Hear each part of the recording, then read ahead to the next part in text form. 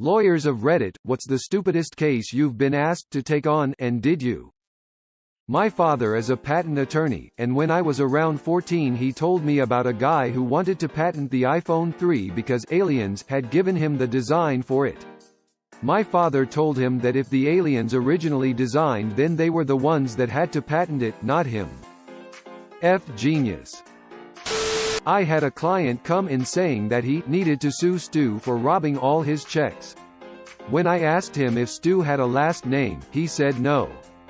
When I asked him if he knew any Stu, he said no. When I asked him what proof he had that Stu was robbing him, he showed me all of his pay stubs. There were clear, monthly deductions by SCU. As soon as I saw it, I knew. I asked, "Do you have children?" He said yes. I then told him, "Your Stu is the SCU, the Support Collection Unit. They take money out of your check to pay for your child." He left the office insisting that we needed to find Stu. That's just really sad. I did insurance defense for a long time, including insurance fraud investigations for insurance companies. You wouldn't believe how many people take a video inventory of their house only to have it mysteriously burn down the next day. You really can't fix stupid. So, how long prior to the fire should one video the inventory of one's home? Asking for a friend who just got a new video camera and likes to smoke in bed. Woman wanted me to sue McDonald's because their employees beat up her son, who was trying to rob the place. When I was in law school I did the criminal defense clinic where we help a public defender. I say help because they just give you small cases to do by yourself. I had a guy accused of shoplifting a yellow FUBU shirt. Guess what he wore to the trial? A GD yellow FUBU shirt. I asked the prosecutor to reoffer the plea deal. She did, and I convinced the guy to take community service and probation, if I remember correctly. Our public defender system is tragically overworked and underfunded. But a guy who has an abundance of yellow FUBU shirts is less likely to shoplift another. Probably too late here, but I was a civil rights investigator. We had one guy complain that he was fired from his factory job because of his race. He was black.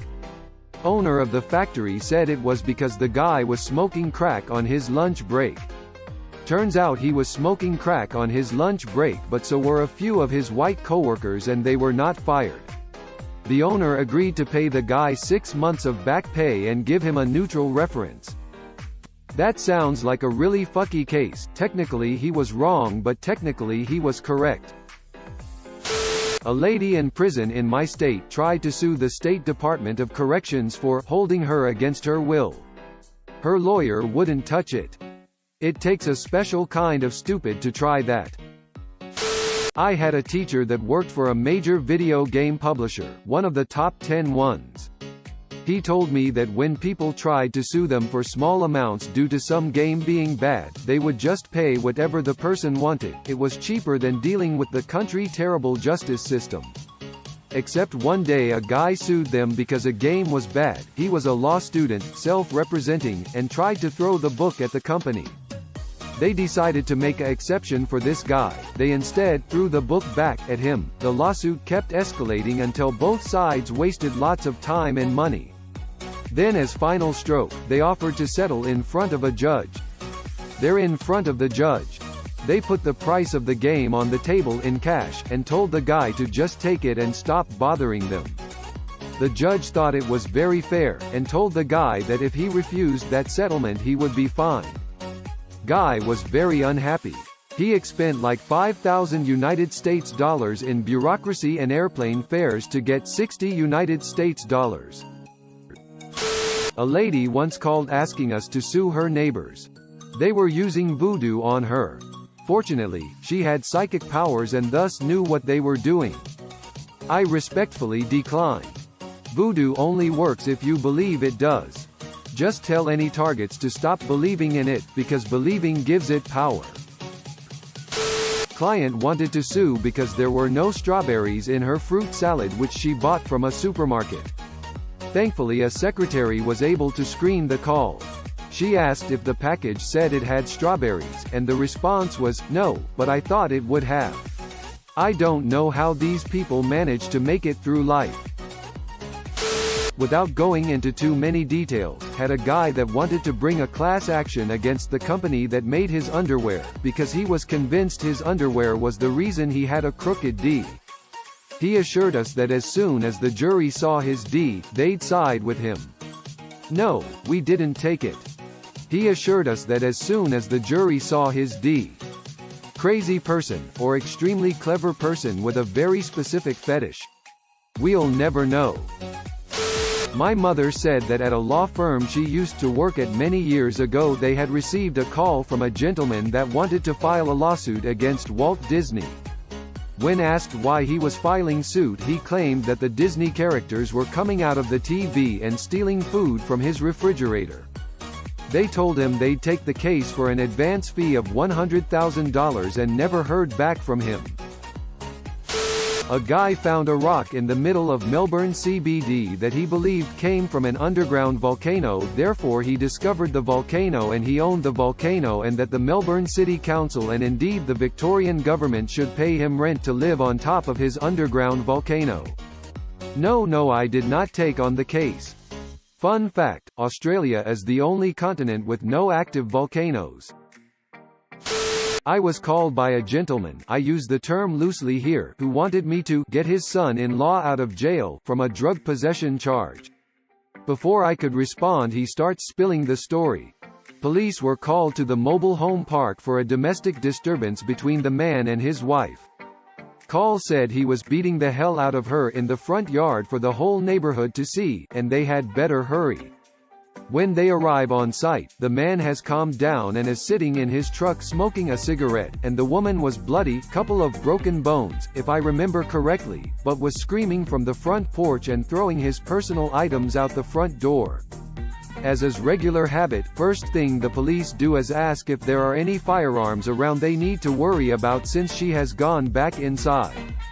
The man says, no, his pistol should be in the box on the back seat.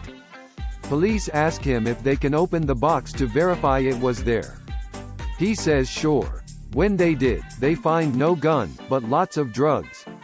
He says, oh right, guns under the passenger's seat. Police retrieve the gun and take him into custody for the drugs. What makes this the stupidest case is that I got my call from the man's father-in-law who wanted to hire me to go get the guy out of jail and defend him on the charges. I thought a minute about the parties, then asked, if he is your son-in-law, then wouldn't your daughter be the woman who he was beating? He said, yay, but he is probably the best she is going to do for herself. I did not take the case because I am a patent lawyer. I don't practice criminal or family law, and definitely do not want to. You choose a DVD for tonight. I remember the first time I saw a tweaker at Walmart. We were standing in line and she was ranting about how the government had planted a chip in her head to control her thoughts. It was bizarre. Lawyer for 12 years. Client was charged with stealing a mobile toilet. After we won, he told me he still owns it. The fucker has the thing in his backyard because he was lazy as F, his office was nearby. Forced him to deliver it back at night, Jesus, still offended that he lied to me the whole time. Deleted. When I was a summer associate, I worked on a case where a lady was suing her apartment complex because she walked out of her unit, slipped on duck poop, and injured herself. We repped the apt complex. The associate I was working for told me to slip as many bird-based puns into the motions pleadings as possible. I happily obliged. Are you telling me you actually practiced bird law? When I was a federal prosecutor, an NCIS agent wanted me to prosecute federally someone living near the base for flying the U.S. flag the wrong way. I didn't. He was miffed. Damn it, Gibbs. I used to be a forensic social worker at a public defense organization, i.e.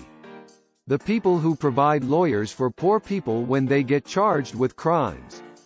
You would not believe how many people believed that filing a police brutality lawsuit would result in their criminal charges going away. I mean, yes, police brutality is real. but you totally still committed a crime. Not a lawyer but worked for a large national insurer who dealt with frivolous lawsuits frequently. Idiot is visiting friends in the country and gets drunk, decides to wander across the street to the driveway of a farm. Ignores the multiple signs that say, "No trespassing," and "Beware dog," in both English and Spanish. Gets to the end of the driveway and there's a large dog chained to a post in the front yard barking its head off at him.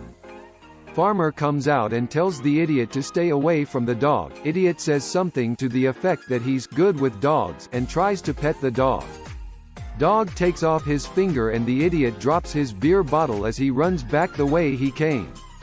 Owner tries to save the finger for reattachment but the guy disappears, and so the farmer turns everything over to the police. Shortly thereafter we denied the idiot's claim and he lawyers up. Every time he lawyered up we'd send the documents to the lawyer. Lawyer would review and then drop the case. Happened multiple times. Idiot insisted we needed to pay for his emotional trauma. SMH.